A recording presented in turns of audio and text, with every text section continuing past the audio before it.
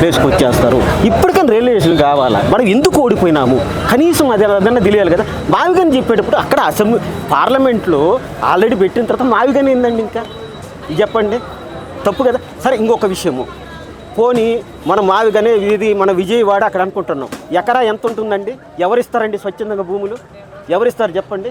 ఒక్కొక్క ఎకరా వచ్చి 7-8 కోట్లు ఉంటుంది. ఈ 7-8 కోట్లు ఎవరిస్తారు చెప్పండి? ఎట్లా డెవలప్ అవుతుంది చెప్పండి? ఇది డెవలప్ కాదు. ఇప్పుడు అమరావతి అనేది ఎట్లంటే, ఇప్పుడు మనం హైదరాబాద్లో కూడా చూస్తున్నాం. ఎందుకంటే కట్టడాలు సరిగా కట్టక నీటి వర్షం వచ్చినప్పుడు ఇట్లా కాకుండా దాన్ని ఒక మంచి రాజధానిగా తయారు చేస్తే ఈరోజు అతను చేసిన ప్లాను గుజరాత్కు కూడా ఉపయోగపడుతుంది.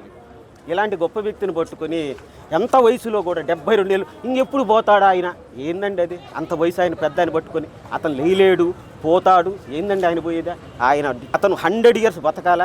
ఆంధ్రప్రదేశ్ అభివృద్ధి జరగాలంటే చంద్రబాబు నాయుడుతోనే సాధ్యము. ఈరోజు పవన్ కళ్యాణ్ దత్తపుత్రుడు అంటున్నారు. దత్తపుత్రుడు అనేవాళ్ళు ఆయన సొంత డబ్బులు పెడుతున్నాడు. ఈరోజు సెంట్రల్ గవర్నమెంట్ని పట్టుకుని వచ్చేసి రోడ్లు కూడా వేయిస్తున్నాడు. మీరు చూస్తూనే ఉన్నారు కదా. ఎక్కడ చెప్పండి ఆయన చేసిన అభివృద్ధి ఎందుకు చెప్పమనండి? చెప్పడం, దోచుకోవడం, దాచుకోవడం.